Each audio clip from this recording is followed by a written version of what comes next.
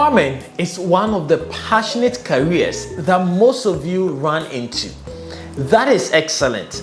You are not the only victim. I am a victim as well, because when I started my farming journey, I actually didn't go in as a full-time career. Until date, I am actually not doing farming as a full-time career.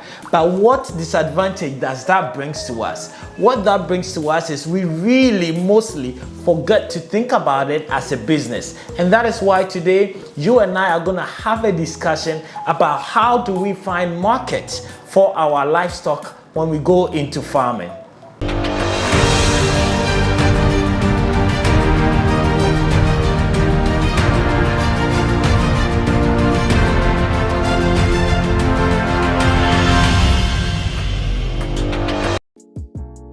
Hi guys, welcome to Farming in Africa, and my name is Fred. I am so excited to chat with you guys again, and I hope you guys have been enjoying the videos that we've been putting out there. If you have any comment or feedback, please go to the comment section and let us know. Today we are going to be talking about how to find markets for your livestock, and I have been in the livestock business for quite a while now. I've been selling all from my livestock to my eggs to my poultry to goats to cow, and I want to share some of the knowledge and insight with you, especially if you're working in a continent or in an environment like ours where the market is not really structured, right? And there is no fixed price for it. Anybody can come in there, look at your livestock, check how big it is, how small it is, how old it is, and really give you any price, which can sometimes be very bad for you if you're a farmer and you don't think about all these things before going into it. And that's what we're going to be talking about today.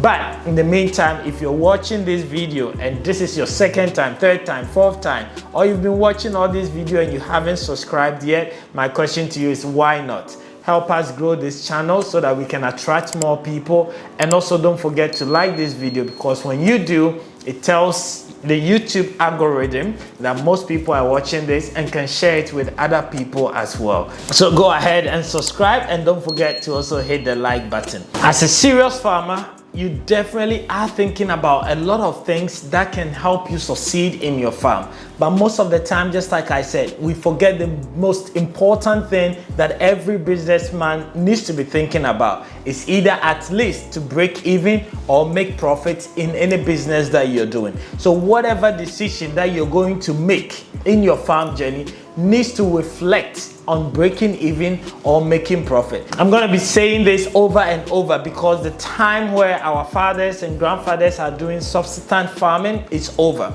If you're going to put money into farming, this is the time for you to think as a businessman. This is the time for you to start small but dream big, think big, and be able to think of commercial farming. And if you're going to do that, then you don't want to run a business at loss. And therefore, starting right from the beginning in every decision that you make is very key to whether you break even or actually make profit in your farming journey. So we've talked about buying land, buying it at the right place. We talk about buying the right breed. We've talked about, feeding them right, taking good care of them. In our previous video, we actually talked about value addition. If you haven't watched that, you can go and watch. It's probably linked somewhere here. Go watch that video and see how you can add value to your livestock to be able to get good market for it.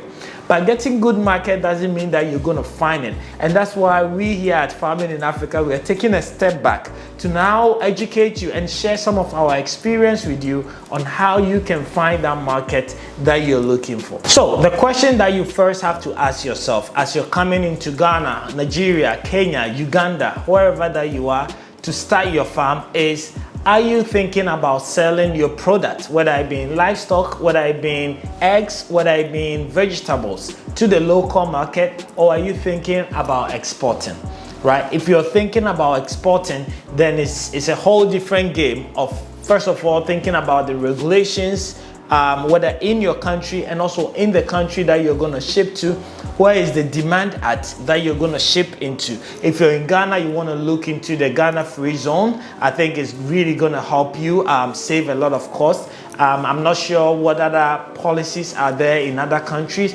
but if you're thinking about selling to the locals, which most of us are going to be doing at the early stage, sort of to build our brand, as we're also learning about this farming thing and everything, we want to sell to the locusts, and then when we get big enough, export it. So today I'm going to really focus about selling to the local market, some of the things that you can learn or we have done that have worked for us, and then sooner be able to go into sort of the export or to the foreign market. If you're thinking about selling to the local market, what is the first thing that you need to look at? I always say this, and I've said this in most of my livestock video, that a bit of research around your community is the first thing, because as a small farmer, you don't want to incur more costs in logistics, right? You don't want to have your farm produce being sent 90, 100, 200 kilometers away from your farm, because when that happens, you incur a lot of logistic costs, which then makes your product more expensive. So imagine if you're starting a goat farm right now and you have 3 goats that you want to sell, and you have to transport it all the way from wherever your farm is to Accra. And I have 500 goats, 600 goats, and I'm doing the same thing, right? I am going to spread the cost of transporting 500 goats on 500 goats. You are going to share the cost of transporting 3 goats on 3 goats, and therefore your cost is going to end up being high, even if we are all selling our goats at the same price. And hence, that's why I think if you're starting, you want to start and do your research within your community where these logistics are very minimal, so that somebody can even come to your farm and just pick it up. Right, so if you're going to look into your community, then the number one important thing is to look for the demand in that community. I always use Muslims and other religious bodies, and I use pig specifically for this example because it doesn't make sense, and I think it's also the easiest example that I can think of, right? That it doesn't make sense for you to start your pig farm at a Muslim community. And so the same way, it doesn't make sense for you to start your pig farm at a community that is full of, Seventh-day Adventist church or any religious body that actually doesn't eat pork meat. So this is the basic, I know it sounds like a joke, but it's the basic research that you can do, which is the demand and supply, right? Eggs, if you're doing poultry, it is very easy. Right, so you can look into your community, everybody eats eggs, but then you also have to look at your competition. What are other people doing, right? How are other people doing it? And how are you actually going to be different, right, from those that are doing it? And all this counts into creating value addition for your product. But you need to do your research to understand what your community needs and decide what to go into. In the beginning of this video, I talk about how we farmers like to go into farming just based on passion and based on our childhood experience. And therefore, we sometimes do not think of the business aspect of it. Yes, you want to do goat farming, you want to do cattle farming because your grandfather had cattle, and therefore, but have you really checked how many cows are killed in your community? I am in the Brekum community, and I know that they are killing about 9 cows in the whole municipality, right? And I know that no farmer around the whole Brekum municipality will be able to provide even 1 cow every single day. And that's why the butchers now have to travel to Bupe, to Wenchi, and so on to buy cows and bring it to Brekum and then distribute it among the whole municipality. That is the reality on the ground. So therefore, I do see a huge advantage if I can solve my issues with cattle in terms of food, in terms of vaccination, in terms of budgets, and be able to have enough. I know there will forever be demand for it. And ever since I went into livestock farming, there hasn't been a single day that I wanted to sell a single cow that I haven't had people to sell. The only issue, as you all know, is the fact that you have to hustle and negotiate and bargain for the right price for yourself, right? So do that research wherever that you're starting your farm. See the need. Go to the market. Go and talk to the market women. How many are you, how many kilos do you buy to bring to your table to sell? Go to the abattoir. Ask them, how many goats do you guys kill in a day? Where do you buy your goat for? All these details will inform you on what to actually invest your money into, so that tomorrow you don't start something that is going to discourage you, because there is huge opportunity and advantage for us as farmers in Africa. The second point that I would like to talk to you guys about is the most trending thing that is happening everywhere. If you're going to go into farming and you've bought your land, you know, or you're starting something, or you started already, you want to get on the internet. And I'm very serious about this. You want to get on the internet. It doesn't cost you anything. And to me, I see getting on the internet as coming up with a farm name. Anytime we all start a business, the first thing we think about is, what is going to be the name of this business? Or I'm going to call it Farming in Africa, or I'm going to call it Sementia Farms, or I'm going to call it, you know, AKB Farms, you know, and so on and so forth. And the same way we think about that is the same way I want to say, which internet platform do we want to be on? Which social media platform do we want to be on? Is it Facebook? Is it YouTube? Is it TikTok? Is it Instagram? And it doesn't cost us anything. The same way the name coming up in the name doesn't cost you anything. And what I want you to do is, no matter how small you are, even if you haven't started, create your YouTube, create your Facebook page, and whatever you do there, just post it there. Don't even show your face. Just like when I first started this YouTube channel, my first video, I didn't even show my face because I was so shy and I wasn't ready for this. A friend of mine, which I always give credit to, is the one who pushed me and said, Fred, what you're doing here is amazing. Like, you need to record it and post it, right? And I just picked my phone, basically went around recording and talking about what I was doing. And that is how it all started. But little did I know that that is going to create a whole market for me. Because right now, let me ask you, you sitting out there, if right now I have a goat that I'm selling on my farm and I'm selling it here, wouldn't you want to buy? If I have a cow that I'm selling here, wouldn't you want to buy? How did I find you and how did you find me? If I was still in Brekum doing things like I was doing before, how would we have made this contact? Right? And I know I've told you guys that something that I'm also thinking about for this channel, which is a side topic, is be able to connect, again, farmers with other farmers to be able to sell to each other, which I think it is something that I need to work on. But that tells us the most important thing, which is the social media and putting our product, our journey, whatever we are doing online.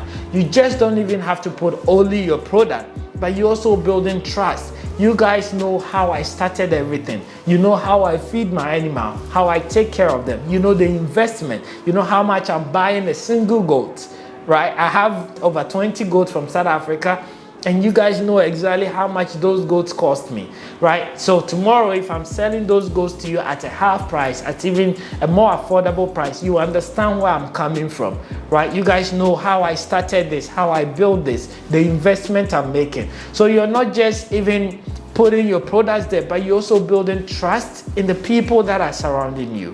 And you're also able to reach out to more people that might never. Yesterday, I had a consultation with a brother in DC, and you know, we were talking about all the things that he wants to come and do, and the fact that all the videos that we've been putting up here has been a motivation, and he's learning so much. And I was just very amazed that if I hadn't done this, where could this brother have the information? Because he told me he's bought his land for years but hasn't done anything because he has no experience. But now through these videos, he has built confidence to be able to start it. Starting it is great. It doesn't mean that I'm going to be out of business. It actually means that he's probably going to buy whatever from me if I have it. The fact is, I'm not really selling any of my livestock, but if I'm selling, I know you watching me will buy, I know the brother from DC will buy, and that is the opportunity of we putting ourselves out there. So if you're really thinking of this as a business and you've done your market in your neighborhood, in your country, and you think that there is the demand for this, then the next thing for you to do is to put that market and that journey and experience that you're about to go into online, so that people like all of us, I don't watch only my channel, I watch other people's channel as well. I follow other agriculture channel as well. So start one so that I can follow you whilst you follow me as well, and we can both learn. And tomorrow, who knows, whatever I need that you may have, I'll be able to find you. So please don't be shy. Put it out there. Let your farm manager create a page for you. write in the comment below if you have a YouTube page, a Facebook page, so that other people that are watching me can also go there and follow you as well. And I think in this generation that we are in, it is one thing that we really need to pay attention to and give it a lot of focus. Farming needs to change, right? If the engineers, if doctors, if every business is on YouTube and Facebook and TikTok, why can't farmers as well? Why can't we exhibit our products as well and cut out all the middlemen and be able to sell directly to other farmers or even other consumers that really want to buy from us? So I think this is another great point that you guys need to think about in order to find your market. And I think the last advice that I want to give to you guys is, as you're thinking of this as a business, right, and thinking of how you're going to find your market, I think most of the time we automatically go into, oh, you know, I'm going to look for people to buy it, and not really thinking about processing it and making it directly to the consumer, right? So as you're doing your market research, I know you're going to, you're going to the market to ask the market woman, you're going to the abattoir to ask the butchers, try also looking at open spaces where you can actually take your goods directly and sell to the consumers. When I started poultry farm, I sold to my community for a while, but when my birds actually started laying a lot and having thousands of crates, I started bringing them straight to Accra and selling it, right? That actually made me way more money than I was selling to market women who will come and buy and rather bring it here. So another thing that I want you guys to think about is to think about how do you process whatever that you have so that you're selling it directly to the consumer. Because I don't need to tell you the benefit and how much more you will make when your produce go directly to the consumer than going through the middleman. I hope this has been helpful and educative. Let me know if you have any comments or questions around it. If you want to talk to me as well, there is a link below. You can go click on it, schedule some time with me, and I'll be able to come and speak to you as well. I wish you all the best, and I will see you in another video.